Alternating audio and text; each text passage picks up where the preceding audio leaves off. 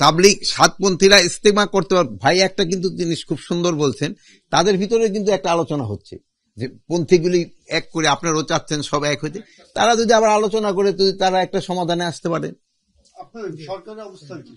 সরকারের অবস্থান, সরকার তো আমি বলবো তো ভাইয়ের আলোচনা করুক আগে। সরকারের অবস্থান কি এখনো দুইটা ডেট বলবৎ আছে কি নেই? ডেট দুইটা তো আমরা এখন পর্যন্ত করি নাই, কিন্তু ভাইয়ের আলোচনা করুক, আলোচনা করার পর আমরা একটা সিদ্ধান্ত নিব।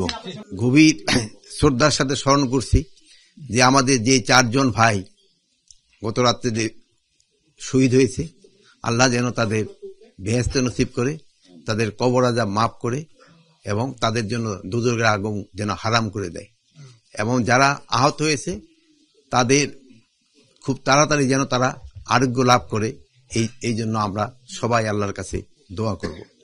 এবং তাদের সুচিকিৎসার জন্য যদি কোনো ব্যবস্থা নিতে হয় আমরা তা অবশ্যই নিব।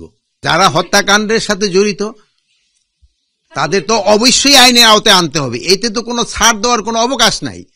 খুনিদের তো কোনো অবস্থায় ছাড় দেওয়ার কোনো অবকাশ নাই। আর আমার ভাইয়েরই আজকের ভিতরেই তারা একটা কেস করবেন, মানে যে 4 জন হত্যা হয়েছে তাদের জন্য, এবং তাদের সাথে সাথে আমরা যারা পাবো, মানে যারা প্রকৃত দোষী তাদের আমরা আইনের আওতায় নিয়ে আসবো।